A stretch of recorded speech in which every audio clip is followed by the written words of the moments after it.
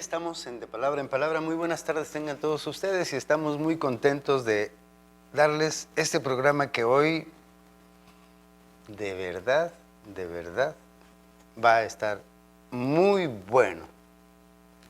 Un poema que les regalo. Cuando el alba toca las puertas del nuevo día, hay un rumor por el que se oye la voz de un Dios triste. Solo la mañana puede sostener la ilusión de la que se cuelgan los pájaros sobrevivientes al alba. Todas las palabras, como un montón de trigo, con el aire de las palabras nuevas del jueves amarillo, vuelan, todas vuelan. Bueno, ese es un poema que está en este dibujo. En este dibujo, miren, fíjense, es un dibujito. Pero bueno, ahí está, es un poema mío. Pero este día quiero leerles algunos poemas de un poeta norteamericano nacido ya en el siglo XIX y que murió ¿cómo se llama? ¿Cómo diremos? Murió en el siglo XX, más o menos a principios de los años 60, en 1962. Me refiero a el conocido como E.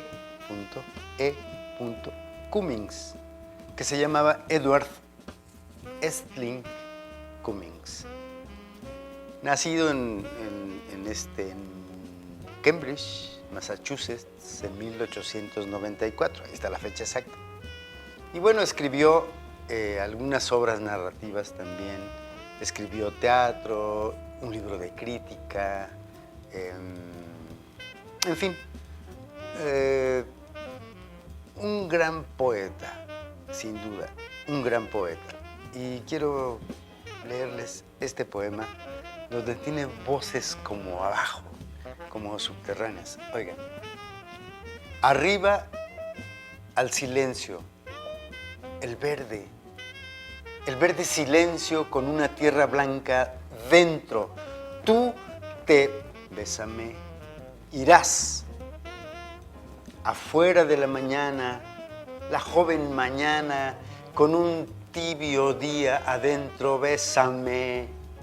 Tú te irás.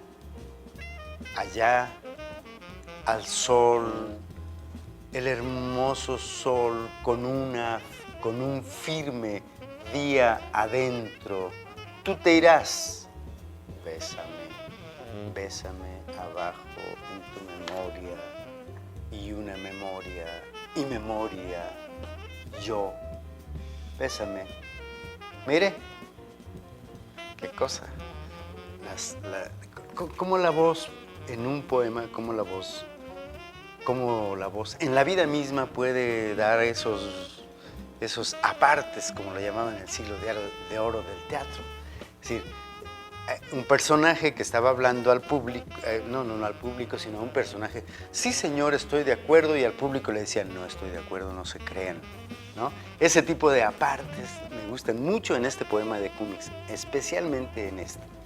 Y bueno, hablemos un poquito de Cummings, que me parece importante.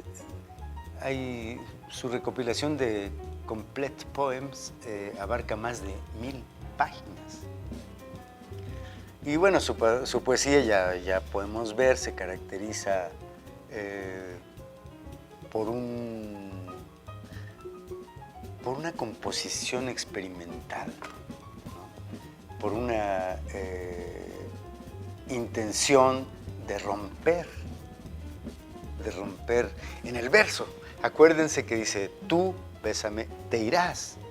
Esa ruptura me parece muy interesante, un asunto rupturista, rebelde, en fin, bien entendida, bien construida, bien cimentada en el verso, bien cimentada en los poemas.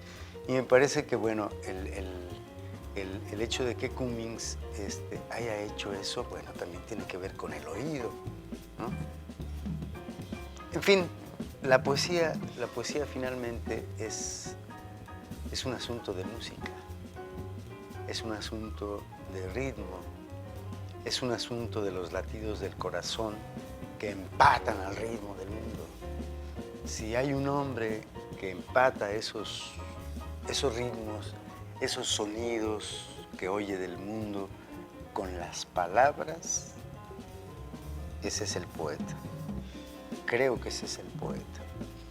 Y hay un libro muy curioso que a mí no lo conozco el libro porque fíjense ustedes que con mi desconocimiento del inglés de una manera amplia, tengo una edición de este libro en inglés.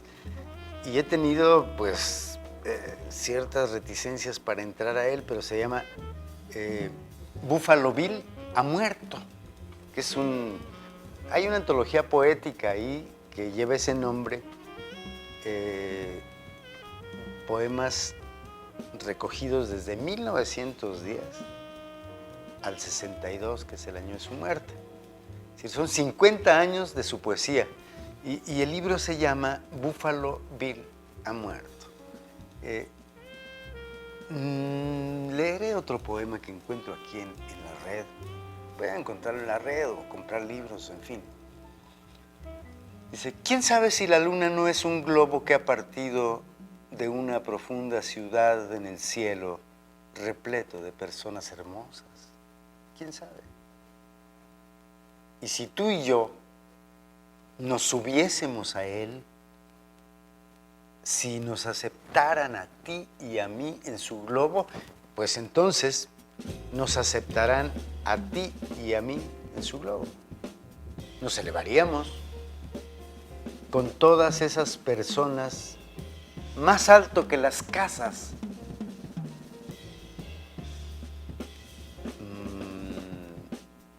Más alto que las casas y navegaríamos hasta una profunda ciudad que nadie ha visitado jamás, donde siempre es primavera.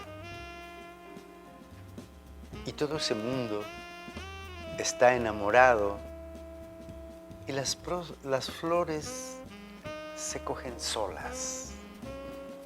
¡Qué poema! Sí, como si la luna fuera una ciudad que se fue al cielo o que se fue al infinito, ¿no? Es un gran poeta.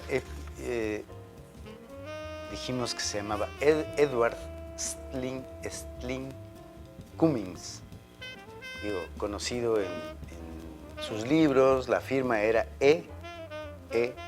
Cummings. En fin, creo que es un poeta que lo tradujo Octavio Paz. Las traducciones que leí ahorita son de Octavio Paz. Esta de este último poema que leí es de José Casas. No es fácil traducirlo. La poesía de Cummings, Octavio Paz, se atrevió a traducirla y no lo hizo mal. A mí me parece que está muy bien. Miren este poema. Este poema es magnífico, es el número 3 de esta selección que hizo Octavio Paz en Versiones y Diversiones. Vamos a ir un corte. ¿Paco? Todavía no. Muy bien. Paquito Calderón es muy buen productor para nosotros y nos avisa muy bien cuando va un corte, pero a veces nos agarra, que estamos muy emocionados y nos avienta una piedra y nos interrumpe, ya acabó y ya no sabemos qué hacer. Pero bueno, este poema vamos a oírlo. Dice, a pesar de todo lo que respira y se mueve, pues el destino, con blancas y larguísimas manos, lavando cada pliegue, ha de borrar del todo nuestra memoria.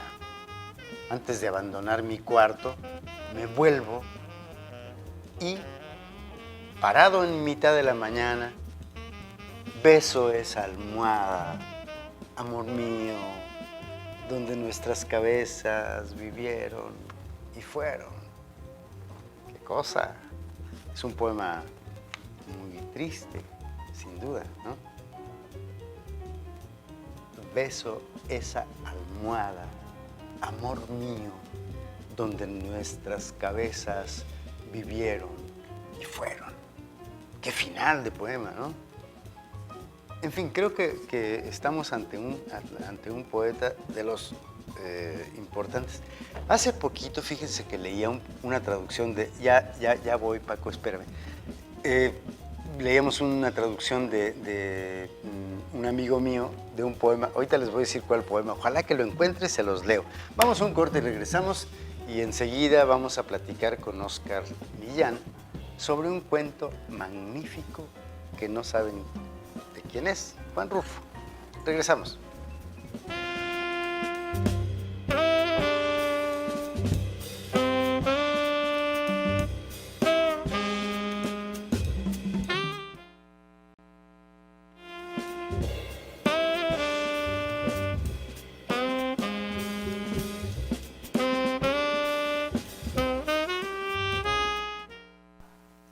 Ya estamos de regreso. Hablamos de los ñoños escritores, ¿no? Pero ya hablaremos más tarde. ¿Cómo te va, Óscar? ¿Cómo pasa la vida? Bien. Leyendo pasa mejor, ¿no? Sí, totalmente. Es difícil decir que uno puede pasar la vida bien sin leer. Después de que descubres, un día lees un libro que te arrebata y si no vuelves a leer, la pasarás mal, ¿no? Totalmente. Es que somos muy pobres, ¿no? Ah, por eso leo. Hablemos de ese cuento, Óscar, de Juan Rulfo, que a mí me parece... Tendré que hablar un poquito de lo que me parece Juan Rulfo. Juan Rulfo a mí me parece uno de los escritores más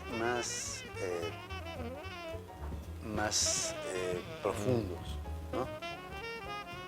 Todo mundo decimos, quizá, que estamos, digamos, ay sí, Juan Rulfo es nuestro gran escritor,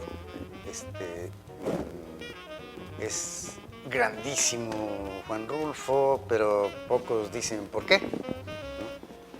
Sí, yo creo que se ha dicho que hay una influencia de William Faulkner, y si eso es así, quizá Rulfo con Pedro Páramo hizo a un lado a Faulkner, ¿no? Pedro Páramo es una obra maestra. No hay una obra más profunda, ¿no? Más producto de la gran invención humana y el encuentro con el reflejo del mundo que vivía Rulfo para descubrir todos esos abismos que somos, ¿no? Entonces, eso me parece interesante. Pero hoy estamos hablando de... Es que somos muy pobres.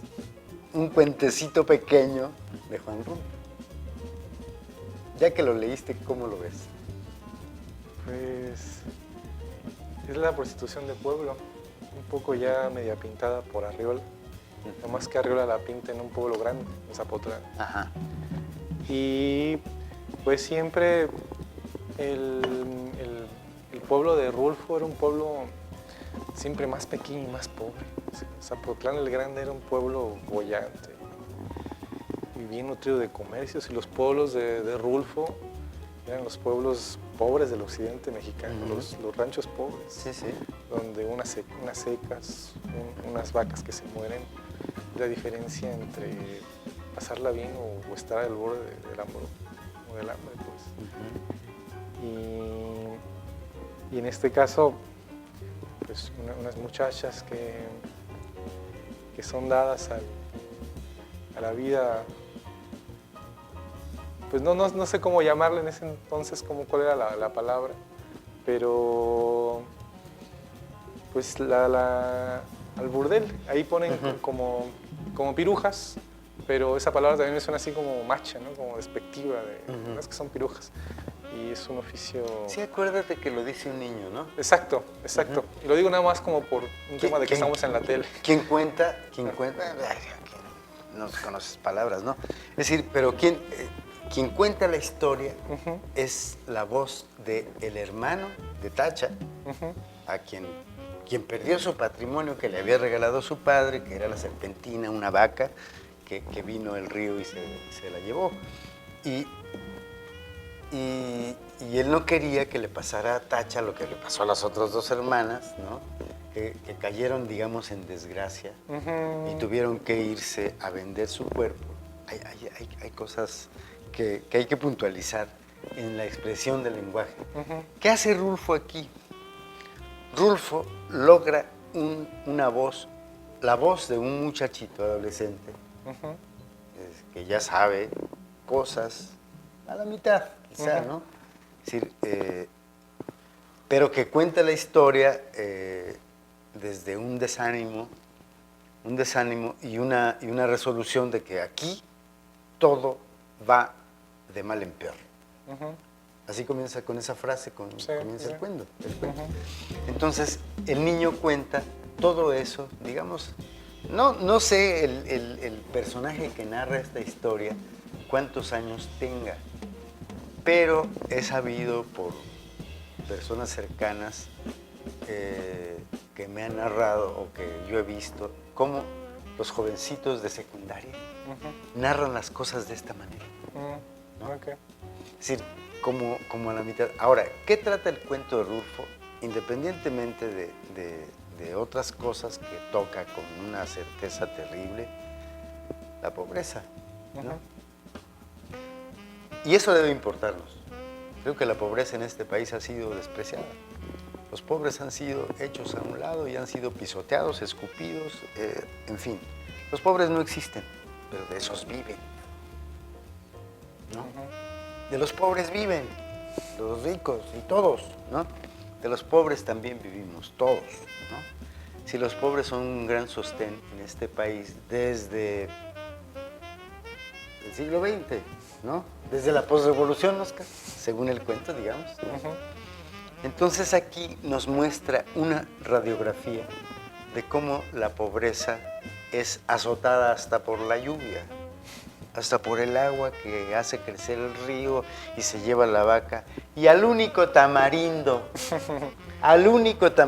que había en el pueblo. ¿Y qué significa un árbol como el tamarindo? Pues que la gente iba a cortar cosas y hacía agua, ¿no? O hacía dulces, o hacía cosas y todo eso. Y además el río se lleva esos aguaceros tremendos, ¿no? Donde hace que el niño y su familia diga que fue estarnos arrimados debajo del tejabán, protegidos, ¿no? Entonces creo que aquí hay una radiografía importante de un fenómeno social que no atendieron los gobiernos desde Lázaro Cárdenas para acá. No sé desde cuándo, ¿verdad? Pero todos los gobiernos del PRI, en fin, todo eso, despreciaron esto, ¿no? El campo abandonado. La ganadería, tenía una vaca, ¿no? La ganadería la cooptaron los ricos para producir leche y carne y todo eso, y la gente que vivía con sus pobres animales allá jamás hubo nada, ¿no? Los dejaban vivir así, ¿no? No hubo nunca ninguna atención al campo, ¿no? Eso me parece importante que podemos olfatear en este cuento, Sí. ¿no? Es que somos muy pobres. Pues sí, esa es una justificación. No debería, ¿no? O no sé, Oscar, dime tú qué piensas, ¿no? Me gustó mucho el lenguaje. Gabo le envidiaba a Rulfo los nombres de sus personajes en Pedro Páramo. Y además de que párrafo a párrafo, sentencia a sentencia, suena muy bien, está bien escrito. Los nombres de la muchacha esta, que es la Tacha, el nombre de la vaca, la serpentina. La señora que dicen la tambora. La tambora, la dueña del tamarindo. La doña Tamarindo. Y ahorita no recuerdo la línea, pero el enunciado que usa para decir cómo bramó la vaca que se llevó el río. Sí. Que bramó como Dios. Como solo Dios. No me acuerdo. Sí, ahorita se me viene, pero cuando habla del bramido de la vaca es tremendo. Es un verso, ¿eh? Es un verso, claro. Es un verso. Y son muchos versos. Y hay endecasílabos perfectos en el cuento. Mira, cuando un escritor escribe un texto donde habla un personaje y no notamos que alguien lo haya escrito, sino que el personaje verdaderamente está hablando, ese es un gran escritor. Y en Rulfo está muy claro eso. El personaje habla, Oscar. Sí, sí, ¿no? sí. El personaje habla. Jamás, no te imaginas a Juan Rulfo atrás escribiendo. No, no. No te imaginas que hay un autor de esto, ¿no? Y fíjate que esta frase comenzaba a bajársenos la tristeza, ¿no? Luego, y pegar el brinco de la cama con mi cobija en la mano. Y pegar el brinco. Ese tipo de expresiones maravillosas. Luego, aquí hay una parte donde después dice que volvió a dormir porque reconoció el sonido del río y porque ese sonido se fue haciendo igual hasta traerme otra vez al sueño. Traerme otra vez al sueño. ¿Qué es eso? Son expresiones maravillosas del mundo tan despreciado, rural, ¿no? Bramó como solo Dios sabe cómo. Ándale, bramó como Dios sabe, como solo Dios sabe cómo. Es cierto, y me parece, mira, hay otra expresión aquí que me impresiona. Bueno, el tamarindo estaba en el solar de mi tía Jacinta, porque ahora ya no se ve ningún tamarindo. Era el único tamarindo que había en el pueblo. Y por eso nomás la gente se da cuenta de que la creciente, esta que vemos, es la más grande de todas las que han bajado, de las que ha bajado el río. El río ha bajado, ¿no? De las que ha bajado el río en muchos años.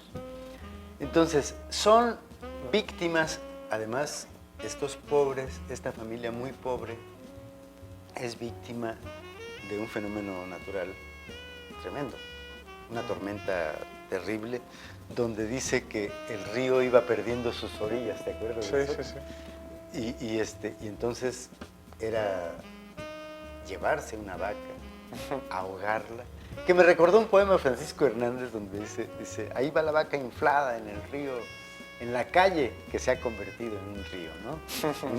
Un poema bellísimo en Las pupilas del que regresa, ese libro de Francisco Hernández que habla justamente del pueblo. Es un homenaje a su pueblo. Vamos a ir a un corte. Híjole, mano. Bueno, vamos a un corte, regresamos y seguimos hablando de este magnífico relato.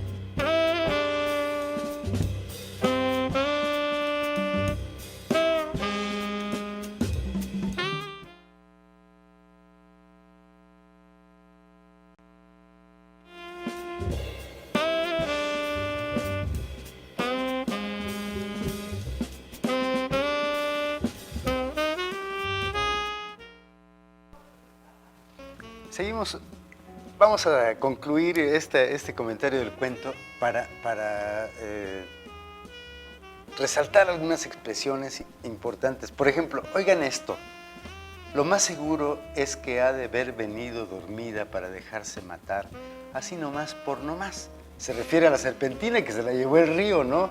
Que era el capital de Tacha, la muchachita adolescente que está creciendo, que es un poco mayor, quizás, no lo sé, pero mayor que el niño que está contando la historia.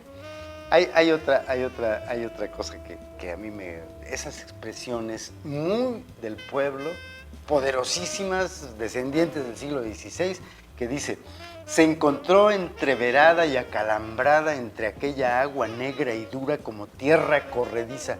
Oigan eso es una poesía tremendamente poderosa. Eso dice el niño. ¿Qué le pasó a la vaca? Se encontró entreverada quizá entre ramas y cosas, y acalambrada entre aquella agua negra, le llama agua negra y dura como tierra corrediza. Tal vez bramó pidiendo que le ayudaran. Bramó, como decíamos hace un momento con Oscar, como solo Dios sabe cómo. Y bueno, esta otra expresión aquí, a mí me inquieta. ellas se habían echado a perder porque éramos muy pobres. Se refiere a sus hermanas que se fueron de pirujas, porque éramos muy pobres en mi casa y ellas eran muy retobadas. Desde chiquillas ya eran rezongonas. Qué cosa, ¿no? Sigo comentando el cuento, pero quiero dar la bienvenida a Juan Alzate, nuestro queridísimo colaborador. Juan, ¿cómo te va? No, hombre, súper bien, Neftalí. Todo bien, afortunadamente. Pues te damos la bienvenida, Saludos. ¿no? Sí, claro, gracias. Estamos hablando de un cuento de Juan Rulfo, ya sabes que es, es maravilloso. una delicia leer a Juan Rulfo. Yo me atrevo a decir que es de los escritores más importantes de nuestro país y de nuestra literatura. Pedro Páramo es una obra maestra y cada uno de sus cuentos del Llano en Llamas merecen una lectura pues, de todos los mexicanos, ¿no? Es decir, hace una radiografía casi perfecta de la sociedad mexicana post-revolución, ¿no? Que no tiene nada de diferencia de nuestra época. No, y además, por ejemplo, el impacto también que tuvo Rulfo en la creación del famoso boom de la literatura latinoamericana en los años 60, ¿no? Con su realismo mágico y todo esto.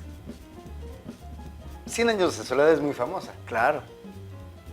Pero fíjate que el año pasado yo me di a la tarea de releer 100 años de soledad y a finales del año le dije, debo leer a Pedro Páramo. Y bueno, creo que sin Pedro Páramo, 100 años de soledad quedaría por ahí en segundo plano. Seguro. Creo que toda esa publicidad, tú sabes muy bien en la música cómo enarbolan cosas así, escritores, músicos que son muy malos y los hacen famosísimos y millonarios, ¿no? Y eso ocurre en la literatura sin duda. Entonces, el gran negocio de las editoriales encumbra obras regulares haciéndolas pasar por extraordinarias, ¿no? Y bueno, Pedro Páramo no necesita de eso, pero yo decía hace un momentito que me parece que decimos, sí, Pedro Páramo es una gran novela. Y todo. Dígame por qué. ¿Usted la entendió? Claro. Y hay una historia subterránea maravillosa. Hay planos en la novela que solo observándolos muy bien quedan claros para decir que son maravillosos. Mira, interesante, porque justo ayer estaba viendo un detalle que nos hablaban del arte contemporáneo en cuanto a la pintura, las artes plásticas, ¿no? Donde alguien criticaba el hecho de que un plátano pegado a la pared fuera tomado como una obra de arte. Qué maravilla. Sí, pero claro. Lo que me pareció muy interesante con respecto a las discusiones que ella decía es que decía que una obra de arte, en este caso Pedro Páramo, por decir, se sostiene por sí mismo, ¿no? O sea, donde lo lleves es una gran obra literaria y que contiene bueno, el contenido que tiene es de un valor inestimable, ¿no? Porque es una obra que se sostiene. Entonces, si tú la llevas al ruso, va a ser increíble. Si la vas a llevar al japonés, va a sonar increíble. Y así, o va a leerse de manera... Y en cambio, mucho del arte, por ejemplo, el plátano, decía, ese tipo de arte necesita del museo. ¿Del museo? Para que se justifique, porque fuera del museo es una cosa... Y digámoslo claro, Juan. Que no tiene sentido, ¿no? O necesita del museo y de una mafia que lo ha puesto ahí. Como ese triángulo de un, no sé de quién, pero un triángulo de rollos de papel higiénico y ya, y con un nombre. ¿Qué es eso? Sí, pero lo sacas a la calle. Lo sacas a la calle y la gente lo patea. No, lo toma para su casa, ¿no? Claro. Le da el sentido utilitario. Claro, que es para lo que sirve finalmente, así ¿no? Es. Entonces es una metáfora de para qué sirve un triángulo de rollos de papel, pues para que se lo lleve la gente y lo use. Exacto, para lo que es. O el plátano afuera se lo come alguien, ¿no? Claro, claro. Sí. Entonces, a mí me cae muy bien Avelina Lésperi y creo que de verdad hay una decadencia tremenda. No podemos negarla. Pero también es difícil, hay una pregunta que le hacen a Rulfo y dice, ¿es difícil entender Pedro Páramo? Dice, sí, así fue escrita, para eso, ¿no? Entonces hay que leer, realmente, la primera vez que yo leí Pedro Páramo, yo tenía 19 años, la leí por primera vez y había algo que me gustaba mucho, pero no entendí la novela. Ah, ya. Pero tenía que... Y entonces fui a la segunda lectura y ya me quedó un poco más claro. Dije, bueno, después incluso hice una adaptación para teatro de Pedro Páramo y me queda muy clara la historia, ¿no? Es como la historia de un cacique, ¿no? Que tiene mucho que ver con el poder del siglo XX, ¿no? Que se hace pasar por el padre, que desprecia a sus hijos, etcétera, etcétera, etcétera. Pero son muchos los mensajes que Pedro Páramo manda hacia el lector y que a veces no se puede ver por esa neblina de la poesía. Eso me parece interesante. Pero bueno, el Yastival, ¿no? Pues ¿Viene ya el viene, Yastimal? ya viene. El Yastival. Sí viene en su edición 21, el próximo 28. 21 años. Sí, ya. Oscar, casi, tú eras un niño cuando empezó esto, ¿no? Así es, así es. Sí, Sí, ya. Qué gusto, Juan, que se Gracias. haya mantenido este Yastival, aunque, digo, pese a que sé que ha habido instituciones que no han querido apoyarlo, que son unos burros, que tal, en fin, ¿no? Pero finalmente todo esto tiene que ver con el empecinamiento de un artista, que es bueno, ¿no? Pues la terquedad. La ante necedad, todo. claro. ¿Qué hay de nuevo en el Yastival? Pues mira, dado que los apoyos, bueno, ya sabemos, Sí. son exiguos o no los necesarios o no los que requeriríamos para hacer algo mejor todavía, pues uno tiene que reinventarse y crear, o sea, ser creativo al respecto, ¿no? Entonces vamos a hacer algo interesante, creo yo. El 28 lo vamos a hacer en el Teatro Campo. Ajá. Y va a ser con la Sinfónica. Ah, mira. Entonces va a ser jazz sinfónico, pero no en el sentido de, por ejemplo, yo siempre digo, cuando una orquesta sinfónica quiere ser buena onda, quiere programar jazz, pues ponen la Rapsodia en Azul de Gershwin. Ajá. Y eso ya. Sí, ya. Que claro, la obra tiene su mérito y claro, es histórica y tal, pero representa una etapa del jazz ya de hace 100 años. Que el jazz era cuando se estaba gestando y conformando, ¿no? No, ahora lo vamos a hacer con jazz actual. Y todo el programa del concierto va a ser jazz. No es nada más una pieza que se incluye con influencia jazzística, ¿no? Sino todo va a ser jazz. Y por primera vez vamos a tocar una obra de un compositor mexicano muy importante, Eugenio Toussaint. Sí. Va a ser su concierto para piano improvisado y orquesta. Yo voy a tocar un arreglo muy padre de Summertime, de Gershwin. Que me gusta Pero mucho. en un arreglo muy, muy interesante, muy moderno. Muchísimo me gusta esa pieza. Bueno, ¿A ti no te pues, gustó? No la conozco. Summertime. No la conozco. yo creo que si la oyes la vas a reconocer. Bueno, ¿no? Vas a decir tienes que sí. ir a oírla, pero es una Sí. maravilla de pieza. Y luego vamos a tocar el concertino para saxofón, que voy a tocar yo, de Bob Minzer, que es un gran compositor de jazz contemporáneo.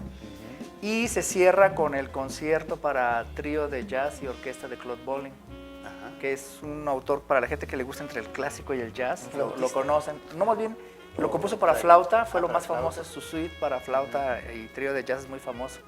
Y él hizo ahora una de trío y orquesta. Entonces va a estar muy buena y lo vamos a hacer con el grupo de jazz de la Universidad Autónoma de Querétaro, Sarabanda. Ellos, todos nosotros Son vamos a ser los buenos. solistas. La verdad sí, Son es un buenos. grupo muy bueno. Y después de ahí nos vamos a Querétaro ya la semana que sigue y nos vamos a tocar a Miami el 4 y 5 de mayo. Que vamos a tocar para un homenaje a Yasamuart, pintor, Mira. que le van a hacer allá en Miami. Y el 5 tocamos pues para el Día de la Hispanidad. Y además de eso, del Yastival, pues vamos a tener el concurso nacional de ensambles estudiantiles, una banda de Jalisco que se llama Cienfuegos, que es de jóvenes jazzistas muy buenos. Y el domingo 30, que es el Día Internacional del Jazz, y se va a hacer una celebración simultánea en todo el mundo, a más del Día del Niño. Entonces abrimos pues, con ustedes, con nosotros. Con lo del Gorilón, claro, con sí. El cielo del gorilón. No, Exactamente. es una obra extraordinaria. ¿eh? No pueden faltar. No pueden faltar, porque es una obra donde hay un actor ahí muy sorprendente. Que Sí, nunca claro. actúa, pero Un que- recitador actor. No, pues qué padre. Sí, eso va a ser a las 12 en la Casa de la Cultura. El día 30. 30, el día del domingo. niño. Así que lleven a sus niños y para que vean ahí nada más y nada menos que a la diva Apolonia. Esa ¿no? mera, ajá. Apolonia, Es la estrella. Que ya nos abandonó en el programa, pero bueno, ella lo construyó y ella todo. El día 30, qué padre. Y Que luego- haya jazz para niños. Ah, no, claro. Y luego viene un taller de iniciación para la música para niños Ah, qué padre. que hace la chica que hizo el año pasado, ¿te acuerdas? Que venía también de Querétaro después de nosotros, Ajá. esta niña. Y luego cerramos con... sigue los saxoservidores de la Autónoma Ah, de ya que Querétaro. es un grupo de chavos, ¿no? Ajá, pero ahora ya con un grupo extra. ¿Vamos a un corte, Paquito? Ok. Entonces regresamos y seguimos platicando del Yastival. Vale.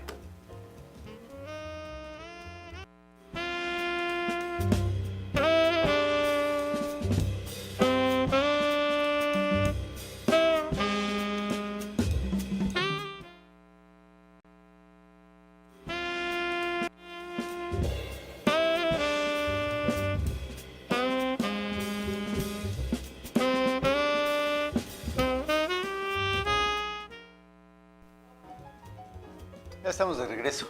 Muy bien, pues seguimos hablando del Yastival. Nada más antes yo quisiera, no le he dado ni una mordida a esta manzana, pero ahorita vaya a ver. Un libro sobre, un libro de una colección extinta que se llama El Ojo del Párpado, de Lord Dunsany, un irlandés, se llama En el País del Tiempo. Cuentos espléndidos, de verdad emocionantes, que yo los recomiendo. Un libro más que recomiendo, y antes de que sigamos hablando del Yastival, este libro viejito que yo ahí desde hace mucho tiempo leí, que es nada menos que El maravilloso viaje de Niels Holgersson. Es una aventura que escribió Selma Lagerlöf, una escritora sueca de principios del siglo XX. Es un libro interesantísimo que abundaré sobre su fantasía, que existe un niño que se vuelve un duende, en fin, todo esto. El maravilloso viaje de Niels Holgersson, que se sube en un pato o en un ganso y viaja por Europa, por todo el cielo. Y bueno, del País del Tiempo de Dunsany, me parece que valdrá la pena. Incluso aquí podemos leer un cuentecito precioso, La Torre Vigía o El Hombre de los Pendientes de Oro, en fin, la fantasía. Y por último, no necesita recomendación, Las ciudades invisibles de Ítalo Calvino, que la estaremos comentando después, poco a poco vamos a leer unas ciudades y todo eso. Y bueno, esas eran las recomendaciones que yo quería hacerles antes de irnos y seguir hablando del Yastival. Pero Oscar, tú decías algo de Claude Bolling. Claude Bolling, ¿no? Sí, que yo estudié contrapunto y armonía con Horacio Uribe. Ajá, ajá. Y él era jazzista de corazón. Y pues uno cuando viene mucho de escuchar las escalas diatónicas y la armonía tradicional, la manera más amena de entrarle al jazz es con Claude Bolling. Sí. Porque además Claude Bolling se hizo muy famoso por esa juntura que hizo de lo barroco con el jazz, que el jazz y el barroco tienen muchas cosas en común. Y entonces, pues sí, jala. Exacto. Jala mucho, y sobre todo a los músicos clásicos que... Son reticentes. Bueno, que son reticentes, pero es reticente porque no conocen cómo entrarle, ¿no? Exacto. Entonces se sienten como muy amigables o que como que les ayuda mucho a entender ese rollo, aunque en el mundo de Claude Bolling el jazz es un lado y el clásico es el otro, o sea, deja cómodos a los dos, a los jazzistas bien y a los clásicos bien, o sea que sí, porque le compuso para muchos solistas, para Yo-Yoma, para bueno, Claude Bolling, Jean-Pierre Rampal, que fue la suite más famosa, para Maurice André, para trompeta, y no me acuerdo, creo que era Alexander Lagoya, el guitarrista, al que también le compuso una suite. E hizo muchas cosas bien interesantes, además de que tenía un big band buenísimo en París, y este concierto, debo confesar que este concierto yo no lo conocía. Son 6 movimientos, pero aquí en Morelia nada más se van a tocar 3. Bye. Entonces creo que va a estar súper interesante. ¿Qué día va a ser eso? 28, el 28 de El abril. 28 de abril, pues ya. Viernes, casi. ya la Viernes. semana que entra. Después de... Nosotros vamos a presentar los versos de Lacrán en otro evento, en la Feria del Libro. y todo eso. Ajá, así es. Pero bueno, podemos invitar a la gente a que vaya a ver los versos de la Lacrán en Santa María el día 25 a las 19 horas en pues, en Santa María. Vamos a, esos versos de verdad nos emocionan mucho. ¿No? Sí, claro, son padrísimos. Sí, es... Y bueno, nos hablabas de César López. César López es el saxofonista que invitamos ahora para el cierre del Jazztival, porque queremos hacer como una fiesta, ¿no? O sea, entonces va a ser jazz latino y lo queremos hacer al máximo nivel con dos exponentes fundamentales de esto, que es César López, que es uno de los grandes saxofonistas de la historia del jazz en Cuba y uno de los mejores del mundo, que además tiene una trayectoria impresionante.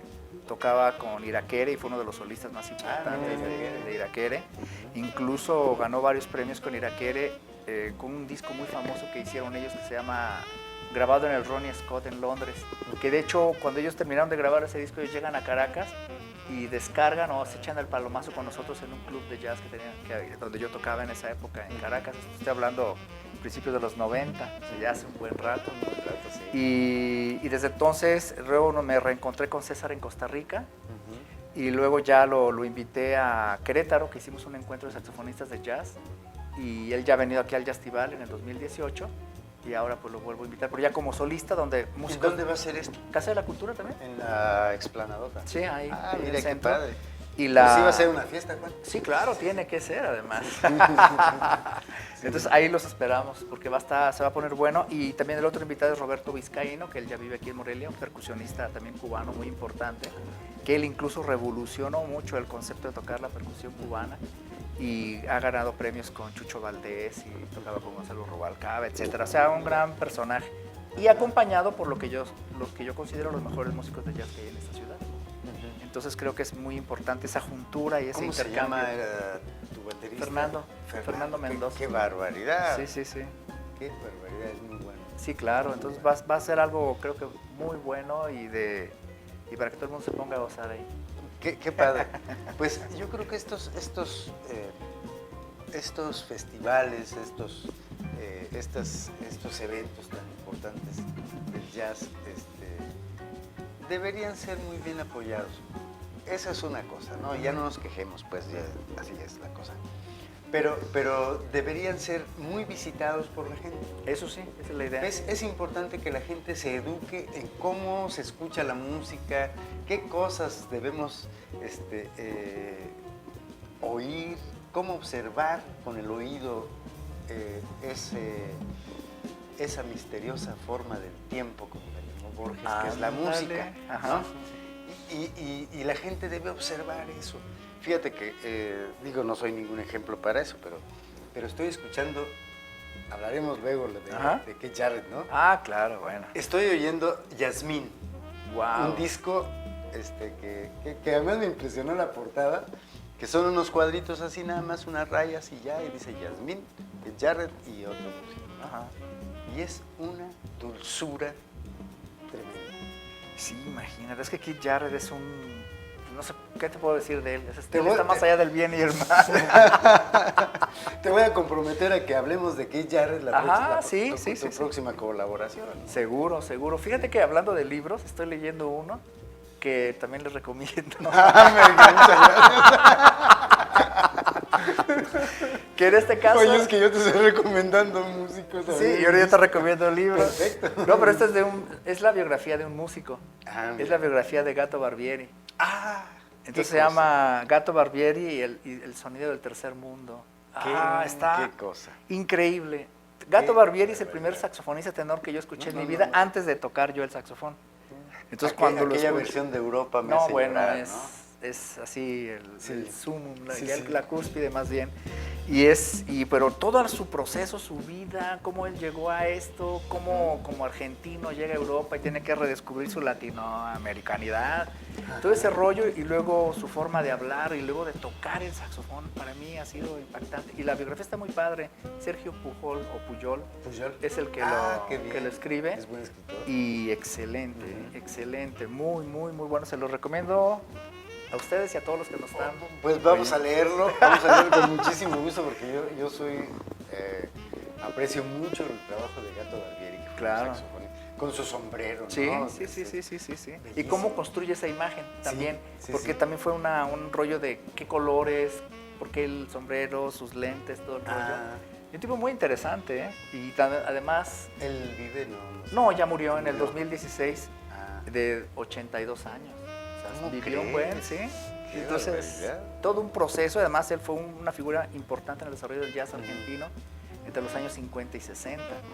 Entonces, y el apodo de Gato le viene de que él tocaba en un club y luego ya estaba en el otro y en el otro, y toda la noche andaba de un lado a otro. Entonces, los músicos mismos le pusieron, es que parece un gato que discurre entre las calles de la noche, ¿no? Ah, mira. Entonces, muy interesante. Y hay una película, un cortometraje que hicieron en Argentina en los años 50, por ahí, finales de los años 50, del Perseguidor. Lo llevan al cine, pero con actores argentinos y todo discurre no en París, sino en Buenos Aires. Ajá. Y el que toca en todo el personaje, que se supone que es un saxofonista, es Gato Barbieri, Ah, fíjate. de esa época, que era otra cosa muy distinta No, a la que oímos al final. Yo me quedé con un disco LP Ajá. de Gato Barbieri, ¿no? Sí, claro. ¿Qué cosa? Pues, Sí, sí, sí. Pues tienes dos compromisos, Keith Jarrett y Gato Barbieri, Claro. en las siguientes colaboraciones. Ya está. Muy bien, ya nos vamos. Paco, qué barbaridad, nos tienes mala fe, Paco. No es cierto. Muchas gracias a Paco Calderón, que siempre nos ha producido nuestro programa y nos tiene muy bien atendidos. Entonces, pues vamos a despedirnos y muchas gracias, Juan. No, que gracias a has ustedes. venido aquí y invitamos a todo el mundo al Yastival, que comienza el día 28 de abril. Ya muy pronto, y se verán cosas interesantísimas de las que Juan ha hablado aquí. Gracias, Óscar. Leamos a Juan Rulfo con todo el corazón. Vaya, ¿no? Me despido con un poema de Cummings, Cummings, que dice: amor es más espeso que olvidar, más tenue que recordar, más raro que una ola mojada, más frecuente que caer, es más loco y lunar, y menos no será que todo el mar, que solo es más profundo que el mar. Amor es menos siempre que ganar, menos nunca que vivo, menos grande que el comienzo más leve, menos pequeño que perdonar.